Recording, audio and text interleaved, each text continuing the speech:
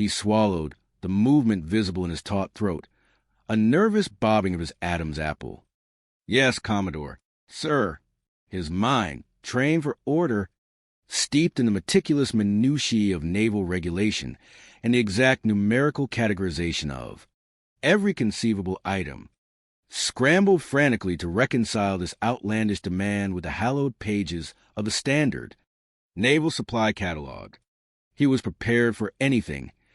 Ammunition shortages that required inventive field solutions, rationing disputes that devolved into shouting matches over single ounces of powdered milk, or even a sudden infestation of aggressive, highly territorial land crabs in the PX, the Post Exchange, that required an immediate emergency, deployment of bug bombs.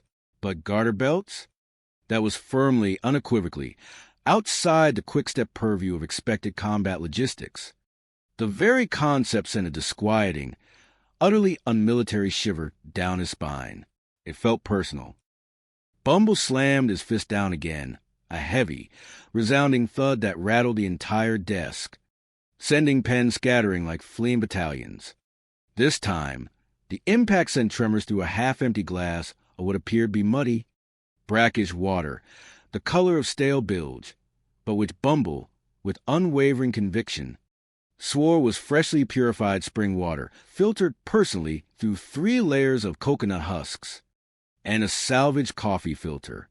If the nurses, Lieutenant, those valiant angels of mercy, those dedicated purveyors of healing and comfort, toiling tirelessly and with great personal sacrifice in our base infirmary, which, might I add, is presently struggling to cope with an unprecedented influx of jungle rot cases, an alarming shortage of sterile bandages, and a critically low stock of quinine for malaria.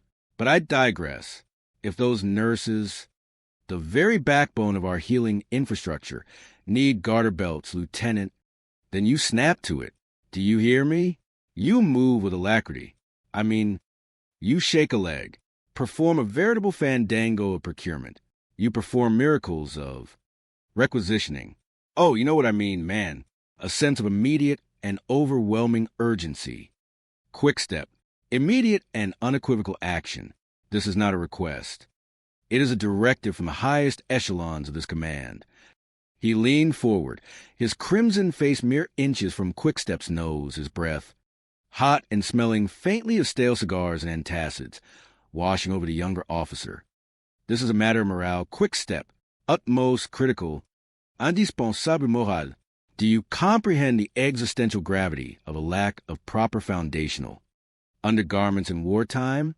It could cripple the war effort. It could undermine the very foundations of Allied strength in the Pacific. Imagine the headlines. Man, imagine the utterly damning, humiliating, and utterly catastrophic headlines that would blast across the globe. Coral Cove Atoll crumbles, under weight of sagging hosiery. The enemy, Lieutenant, the Imperial Japanese Navy, would not only cheer, they would launch a propaganda blitz that would make our ears bleed and our hearts sink, all because our brave nurses' stockings were failing in their primary duty of remaining aloft. It is a strategic imperative. Quickstep stammered, his mind racing through arcane procurement manuals, searching for any loophole, any forgotten addendum, any obscure paragraph that might remotely address this bizarre demand. His forehead beaded with sweat, not from the heat, but from the sheer mental gymnastics required. His brow furrowed with the strain of navigating an uncharted bureaucratic sea. Sir, I'm not sure we have any requisition codes for 4 personal, elasticated hosiery fasteners, feminine issued with decorative lace trim, standard periwinkle blue. Sir, the naval bureaucracy, Commodore, with all due respect, simply hasn't caught up with the more intimate needs of our fighting forces. Sir, it is an oversight of unprecedented proportions. Sir, a lacuna in the administrative framework, a gaping hole in the fabric of military supply. He felt an uncontrollable blush creeping up his neck, engulfing his ears, turning them a vibrant scarlet. The very conversation felt unseemly, utterly unsuited to a man of his military discipline. It was as if he were discussing a deeply personal scandal rather than a logistical challenge. Bumble scoffed, blowing a plume of imaginary, acrid smoke from his unlit cigar. The gesture was pure pantomime, but the effect was undeniable, adding to his air of theatrical indignation. Codes be damned. Man, codes are for clerks. Codes are for pen pushers and petty bureaucrats. I demand results, not excuses. Results quick-step, unadulterated. Tangible results. Just find them. Invent a code if you must. Fabricate a requisition category out of. Thin air. Declare them tactical hosiery stabilizers or female leg accoutrements. High priority. Do whatever it takes. Quick step. Employ ingenuity. Utilize initiative. Unleash the full force of your administrative. Cunning. What a war. Quick step. What an utterly, profoundly, ridiculously bewildering, frustrating, and morally bankrupt war this has become. I tell you, man, my spirit is being tested. My very soul is being tried in the crucible of military absurdity. Everything, absolutely everything, is on my shoulders, man. The weight of the entire Pacific Theater, indeed, the entire global conflict, rests solely upon these aging, yet still surprisingly robust shoulders of mine.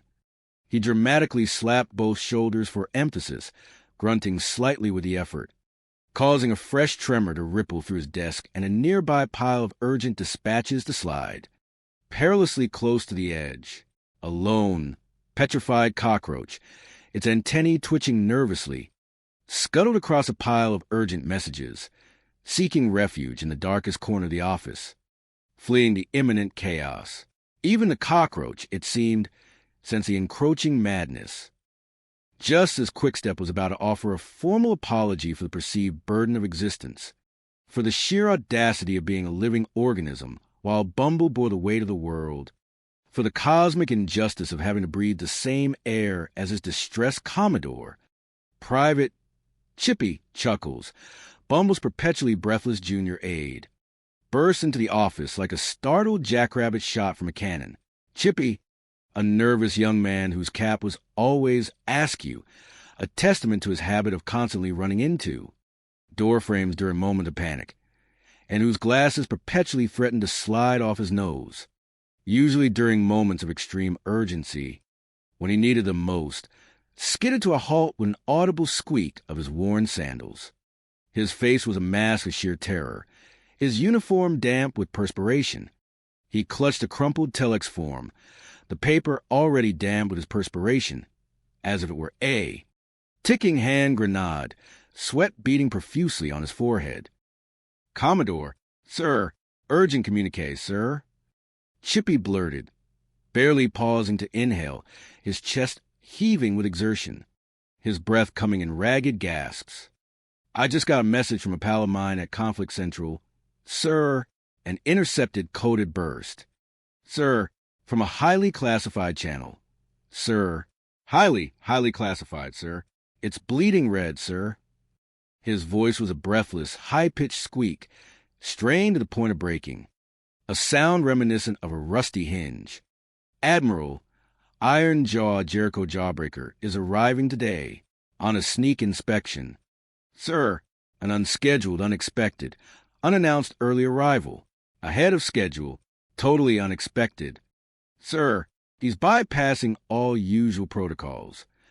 He gulped a convulsive swallow, his eyes wide with a mixture of raw fear and a strange, morbid awe. "Oh no, Iron Jaw Jawbreaker is coming here. Sir, the legend himself, the scourge of sloppy bases, the nemesis of disorganization, the destroyer of careers." The effect on Commodore Bumble was instantaneous and terrifying, a sudden, petrifying freeze that seemed to lock every muscle in his body. His crimson complexion deepened to a vibrant, almost violent, shade of purple, clashing horribly with the rapidly whitening knuckles clutching his now shattered cigar. His eyes, already bulging, seemed to threaten to pop clean out of their sockets, vibrating with a barely contained terror. The unlit cigar snapped cleanly in two between his clenched teeth, the dry tobacco showering onto the already cluttered desktop like fine, brown confetti settling amongst the dust motes. He remained frozen for a moment, a statue